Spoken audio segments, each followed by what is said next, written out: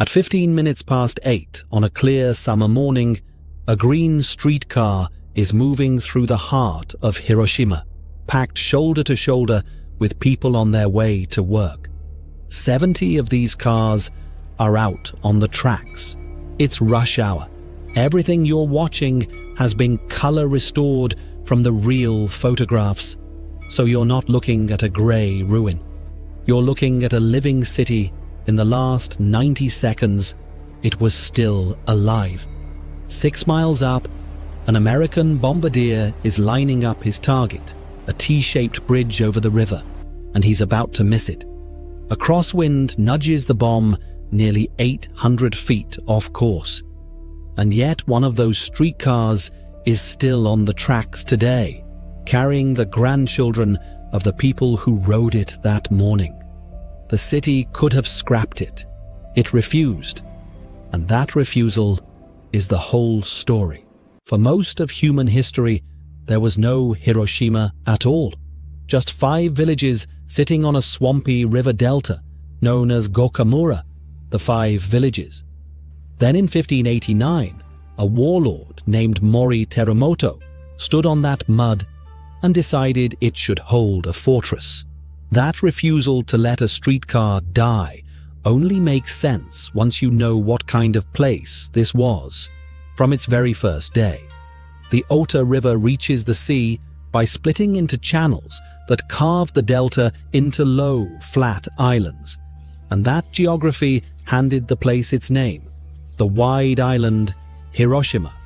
Terremoto picked the largest of those islands because it sat on the trade routes between land and the inland sea, drained it, and over the next 10 years raised one of the biggest castles in Japan, a 5-story keep standing roughly 40 meters tall. The moats around it were stocked with carp, which is how it earned its nickname, Carp Castle. And the castle was never decoration. It was a tool, a way to project power in a brutal feudal war. And the town grew up around it the way towns always grew around castles, to feed it, supply it, and serve it. When Terremoto backed the losing side at the Battle of Sekigahara in 1600, the castle changed hands, and from 1619 the Asano clan ruled here for about 250 years, turning the garrison into a thriving merchant city through the Edo period. That detail matters more than it looks, because it set the city's whole character. Hiroshima had no gentle founding story, no fishing village that slowly became something bigger. It was born as military infrastructure. It existed to support fighting. The castle was built to win a war fought with swords and spears, but 3 centuries later, that same fortress would put Hiroshima at the dead center of a war fought with battleships and railways. In 1894, the Emperor of Japan packed up and moved into Hiroshima Castle, and the National Parliament followed him there. For roughly 7 months, this provincial castle town was, in every way that counted, the capital of the entire country. That happened because the castle had always been a war tool. So when Japan needed a forward command base for its war with China, Hiroshima was the obvious choice. The Army's 5th Division had been garrisoned on the castle grounds since 1888. The nearby harbour at Ujina had been dredged into a military embarkation port. Soldiers boarded ships at Hiroshima bound for China, and when Japan went to war with Russia a decade later, the Supreme Command moved back to the city, and the castle served as barracks again. Almost every modern war Japan fought ran its men, supplies, and orders through this one delta. So by the early 20th century, the city was living a double life. To the families who lived there, it was home, schools, festivals, and the new electric streetcars that began rolling through the center in 1912.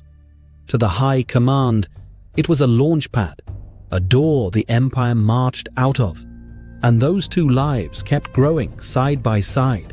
right up to 1945, when Hiroshima was hosting the 2nd General Army Headquarters, the command responsible for defending all of southern Japan, along with tens of thousands of troops stationed in and around the city. That second identity, the launch pad, is exactly what would single Hiroshima out. Because by the summer of 1945, it had quietly become the one major city in Japan that American bombers were under orders to leave completely alone. By the summer of 1945, nearly every large Japanese city had burned. Tokyo, Osaka, dozens more, flattened by firebombing raids that killed by the tens of thousands in a single night. Hiroshima sat right in the middle of the war, almost untouched, a city of around 350,000 people that had already thinned out as the government evacuated civilians from likely targets. And the people who stayed noticed the silence over their rooftops. Because that silence felt like a gift, they reached for explanations. Some told themselves they had relatives in America who had petitioned to spare Hiroshima. Others guessed the city was being saved as a future headquarters once the Americans arrived. They decided they were the lucky ones. They were half right and catastrophically wrong. Hiroshima was being saved on purpose, but not out of mercy. That spring, a group in Washington called the Target Committee had met and placed Hiroshima on a short reserved list. The Army Air Forces were told to keep it off the firebombing schedule deliberately, so the city would stay intact, an undamaged canvas where the effect of a brand new weapon could be measured cleanly. The planners even noted with approval that the hills ringing the city would focus the blast and make the destruction worse. The blessing those families thanked their luck for was an experiment protecting its specimen. And here is the cruelest turn of all. While that weapon was being readied, Hiroshima was busy preparing for the wrong attack entirely. Under a government order, teenagers had been pulled out of school and put to work tearing down whole rows of wooden houses by hand, widening the streets into fire breaks that might stop a firebombing raid from spreading. On the morning of August 6th, around 27,000 schoolchildren were out in the open doing exactly that, getting ready for a fire raid that was never coming. The bomb missed. The bombardier, Thomas Ferriby, had aimed at that distinctive T-shaped bridge over the river, the Aioi Bridge, because its shape was impossible to confuse from 6 miles up.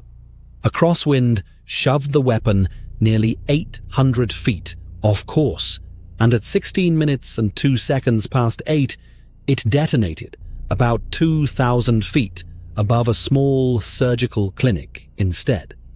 But the aiming error barely changed anything, and the reason is its own kind of horror. The bomb, a uranium device called Little Boy, was so crude that less than 2% of its fuel actually split apart. That tiny fraction still released the force of roughly 15,000 tons of conventional explosive. Several times, the bomb tonnage that had erased the city of Dresden. Underneath the fireball, the temperature at street level jumped to several thousand degrees in a fraction of a second. So those 27,000 schoolchildren, the ones pulling down houses to make fire breaks, were standing in the open with nothing over their heads. Around 7,200 of them were killed. They had been preparing for the old kind of war, the kind you fought with fire engines and bucket chains. At the exact instant, the new kind arrived overhead. Across the whole city, somewhere near 70,000 people died almost immediately, and by the end of the year, the toll had climbed to roughly 140,000. 2/3 of Hiroshima's buildings were gone. One structure stayed standing. About 160 meters from the blast sat a graceful exhibition hall with an oval copper dome. a building locals had loved for 30 years, where they came to see local crafts and art.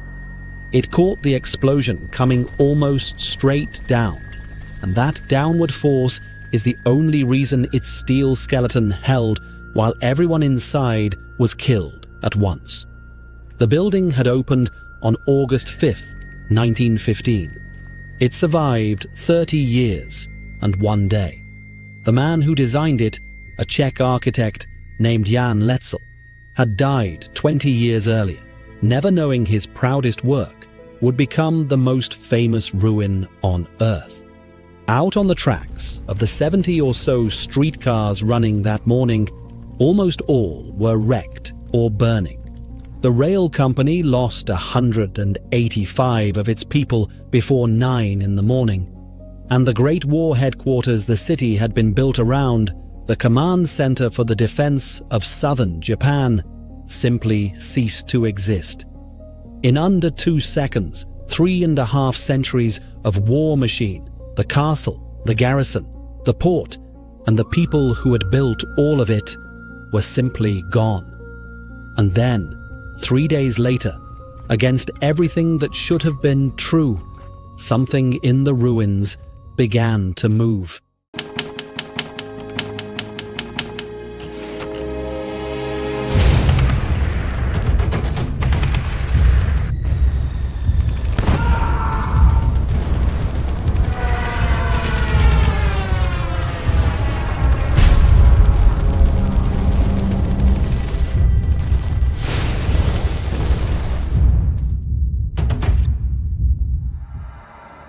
In 1942, Nazi Germany controlled much of the European continent.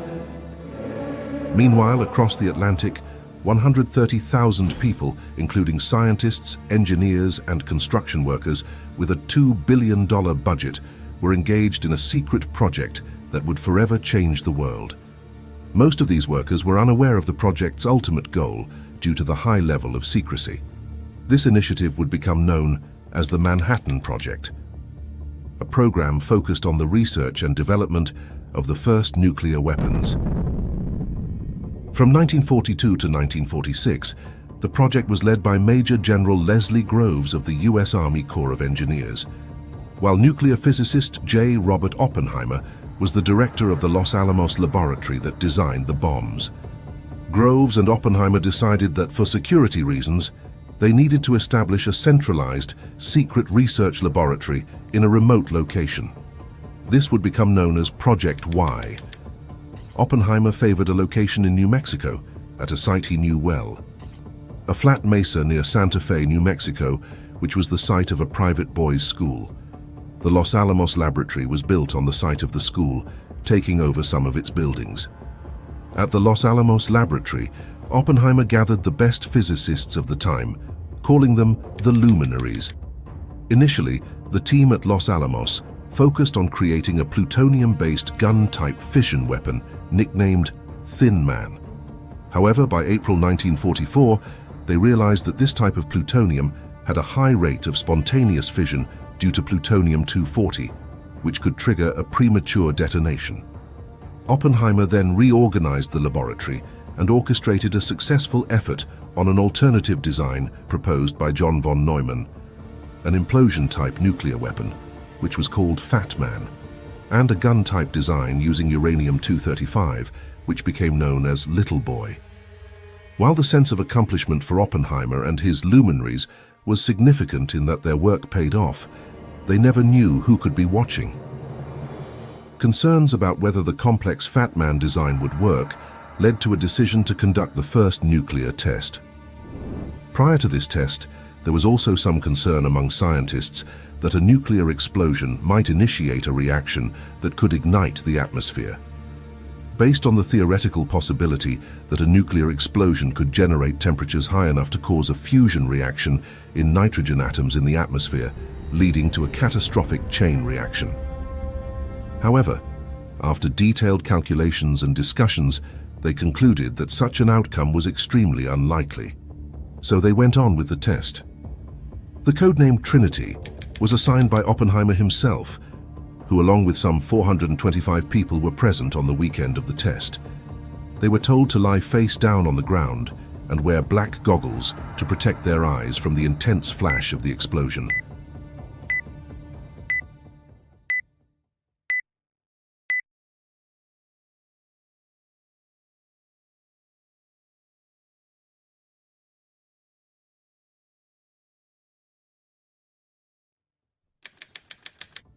On July 16, 1945, at 5:29 a.m., the United States Army conducted the first ever detonation of a nuclear weapon. The test was of an implosion-designed plutonium bomb, nicknamed the Gadget. While watching the explosion, Oppenheimer remembered a line from the Bhagavad Gita, "Now I am become death, the destroyer of worlds." On the other side of the world, US President Harry Truman was at the Potsdam Conference in the Soviet occupation zone of Germany when he received the news through a coded message from Secretary of War Henry Stimson, informing him that the test had been successful, beyond expectations. This crucial information greatly influenced the discussions at the Potsdam Conference, especially in how Truman handled diplomatic negotiations with the Soviet Union about ending the war and shaping the post-war world. When Truman informed Stalin of the atomic bomb, he said that the United States had a new weapon of unusual destructive force. But Stalin had full knowledge of the atomic bomb's development from Soviet spy networks inside the Manhattan Project, and told Truman at the conference that he hoped Truman would make good use of it against the Japanese. On July 26, 1945, the United States, Britain and China issued the Potsdam Declaration, outlining Japan's terms of surrender. The declaration came with a firm ultimatum: "We will not deviate from them. There are no alternatives. We shall brook no delay." The declaration demanded the elimination of military influence in governance, limited Japanese sovereignty to the main islands, and called for complete disarmament, emphasizing democratic reforms and human rights. It also outlined terms for economic rehabilitation and the path towards a peace-oriented self-government under Allied occupation until these goals were met. The mention of unconditional surrender came at the end of the declaration. "We call upon the government of Japan to proclaim now the unconditional surrender of all Japanese armed forces and to provide proper and adequate assurances of their good faith in such action. The alternative for Japan is prompt and utter destruction." American bombers dropped over 3 million leaflets describing the declaration over Japan. Even though picking up enemy propaganda leaflets and listening to foreign radio broadcasts was illegal in Japan. The terms of the declaration sparked intense debate within the Japanese government. After receiving the declaration, Foreign Minister Togo quickly convened a meeting with Prime Minister Suzuki and Cabinet Secretary Sakomizu. Sakomizu noted that there was a consensus on the need to accept the declaration. However, despite leaning towards acceptance, Togo found the terms vague regarding Japan's future government structure, disarmament processes, and the fate of accused war criminals. He also hoped that the Soviet Union might mediate negotiations with the Western allies to clarify and possibly revise the terms. However, as we will see, Togo's hope for Soviet mediation would ultimately backfire, dramatically. Shortly after, Togo met with Emperor Hirohito and advised him to consider the declaration very carefully, suggesting they delay a response until they heard from the Soviets about mediating peace. According to a foreign ministry official, Hirohito immediately expressed that he found the declaration acceptable in principle. Meanwhile, the Supreme Council for the Direction of the War met the same day to discuss the declaration. War Minister Anami, General Umezu, and Admiral Toyoda opposed accepting the declaration, argued that the terms were too dishonorable, and advised for the Japanese government to reject it openly. On the other hand, Suzuki, Togo, and Admiral Yonai were inclined to accept the declaration, but agreed that clarification was needed over the status of the emperor. Ultimately, the council accepted Togo's proposal to delay their response until they received a reply from the Soviets. Suzuki stated that the Japanese policy toward the declaration was one of mokusatsu, killing with silence, which the United States interpreted as meaning rejection by ignoring. This led to a decision by the White House to carry out the threat of destruction. In Operation Meeting House, Tokyo had already been extensively damaged by firebombing raids, which reduced its value as a target for demonstrating the power of the atomic bomb. Tokyo was also the seat of the emperor and the location of high-ranking military officers. Preserving these individuals was crucial for negotiations and to facilitate a surrender. Initially considered as a target, Kyoto was removed from the list due to its cultural importance and replaced by Nagasaki. The targets chosen for the atomic bombs were Hiroshima, Kokura, Niigata, and Nagasaki. These cities were selected because they were large urban areas with significant military facilities. Hiroshima, in particular, was a major supply and logistics base for the Japanese military. It served as a vital communications center, a key port for shipping, and an assembly area for troops. The city also housed a substantial war industry, producing parts for planes, boats, as well as bombs. So naturally, residents wondered why Hiroshima had been spared from firebombing that ravaged other cities. Some speculated that Hiroshima was being preserved for future US occupation headquarters, while others wondered if their relatives in Hawaii and California had appealed to the US government to spare the city. But Hiroshima was spared for a completely different reason.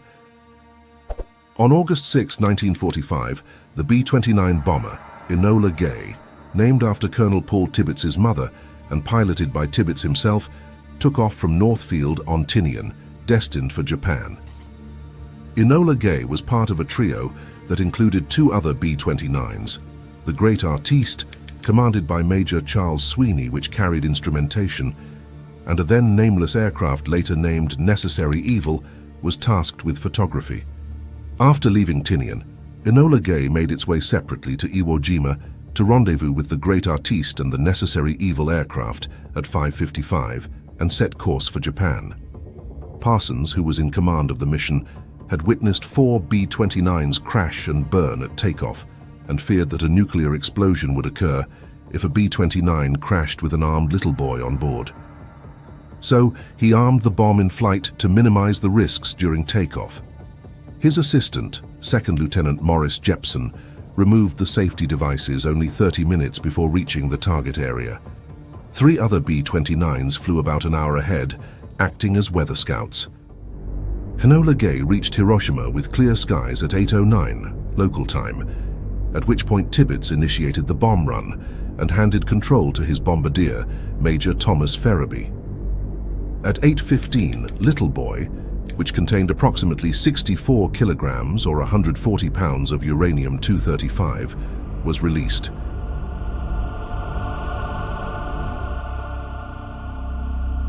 It took 44.4 seconds to fall from the aircraft, flying at about 9.4 kilometers until it detonated approximately 580 meters above the city.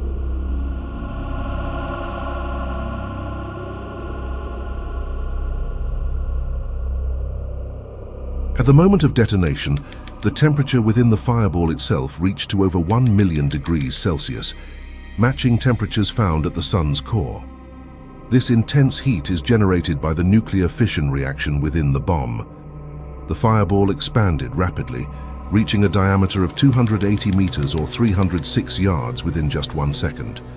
The heat rays emitted from the fireball raised ground temperatures near the hypocenter to about 4,000 degrees Celsius, which is far beyond the melting point of many materials. This immense heat caused immediate devastating fires and contributed to the widespread destruction in the city. The radius of total destruction was about 1.6 kilometers, with fires spreading over 11 square kilometers. Affected by crosswinds, the bomb veered off its intended target, the Aioi Bridge, missing by about 240 meters and detonated directly above the Shima Surgical Clinic instead. It unleashed energy equivalent to 15 kilotons of TNT, or the simultaneous detonation of 33 million pounds of TNT. Enola Gay stayed over the target area for 2 minutes and was 16 kilometers or 10 miles away when the bomb detonated, and about 18.5 kilometers away before it felt the shock waves from the blast. Only Tibbets, Parsons and Ferriby were aware of the weapon's true nature.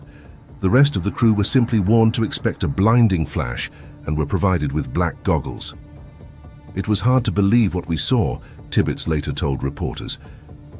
Parsons described the event as tremendous and awe-inspiring. "The men aboard with me gasped, 'My God.'" People on the ground reported a pika, a brilliant flash of light, followed by a don, a loud, booming sound. As survivors emerged from the ruins, they gradually realized that the entire city had been struck simultaneously. On August 9th, the same morning a second atomic bomb was destroying Nagasaki. A single streetcar pulled out of a depot in Hiroshima and started carrying passengers again. The crew was a group of teenage girls, students from the rail company's own wartime school. It happened because the workers who were left simply would not wait. Electricity had flickered back into parts of the city the day before.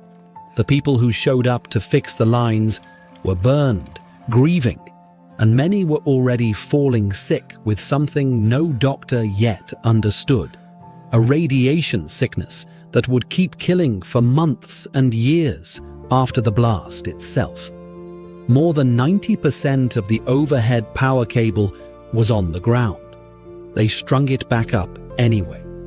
About a month later, schools opened again too, many of them with no textbooks, no desks, and no roofs. It should have been impossible. A city of 350,000 had been cut down to fewer than 100,000 survivors living in the open. And from the outside, the world had already decided the place was finished.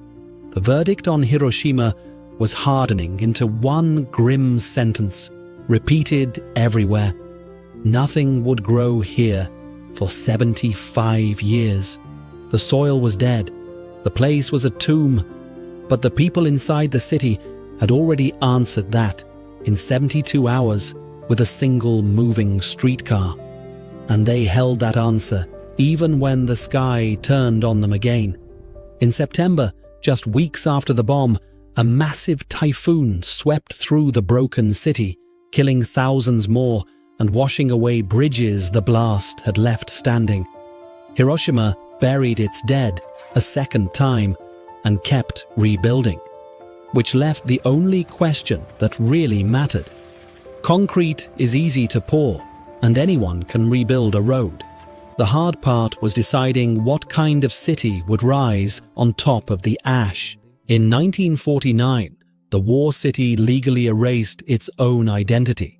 A national law, the Hiroshima Peace Memorial City Construction Law, refounded the place not as a garrison or a port, but as a city of peace. The town that had spent 350 years building itself around war declared itself a standing argument against it. Then it had to decide what to do with the wound. The skeleton of that domed exhibition hall was still there by the river, and plenty of people wanted it torn down because it was a daily reminder of the worst morning of their lives. The city chose, on purpose, to leave it exactly as the bomb had left it. Today it's a World Heritage Site, the Atomic Bomb Dome, and the entire meaning of it is that it was never repaired. As for the 75 years of dead soil, that prediction collapsed almost at once. Roughly 170 trees survived close to the hypocenter and pushed out fresh buds. The first flower to bloom in the wreckage was the oleander, which the city later made its official flower. Today, a project in Hiroshima gathers seeds from those survivor trees and sends them around the world, and saplings grown from them have been planted as far away as the gardens of the United Nations. The population that had cratered toward 80,000 climbed back to its pre-war level within about a decade, and the city now holds well over 1 million people. And then there are the streetcars, Two of the cars that were out on the tracks that morning, cars 651 and 653, were repaired, kept, and put back into daily service, where they still run today. Board a streetcar in Hiroshima now, and you might be riding the very car that survived the bomb, sitting in the seat where someone sat at 15 minutes past 8 on August 6th, 1945. Even the bridge the bomb was aimed at, that T-shaped span Ferebee lined up in his sights, survived close to the hypocenter and carried traffic for another 35 years before it was finally replaced, rebuilt to the same unmistakable shape. The city could have replaced those cars 100 times over. It refused. And that is the thing this whole story has quietly been proving. Hiroshima was built across centuries to make war. When war finally came in its most total and final form, the city did the exact opposite of what it had been made for. It kept its scars out in the open, where no one could look away, and it turned the same streets that once shipped soldiers to the front into the loudest plea for peace anywhere on the planet. So picture that green streetcar one more time. 15 minutes past 8, a clear summer morning full of ordinary people on their way to work. That car is still running. The grandchildren of those commuters ride it past the broken dome every single day. The city that was supposed to lie dead for 75 years just kept moving, deliberately, as a message to the rest of us.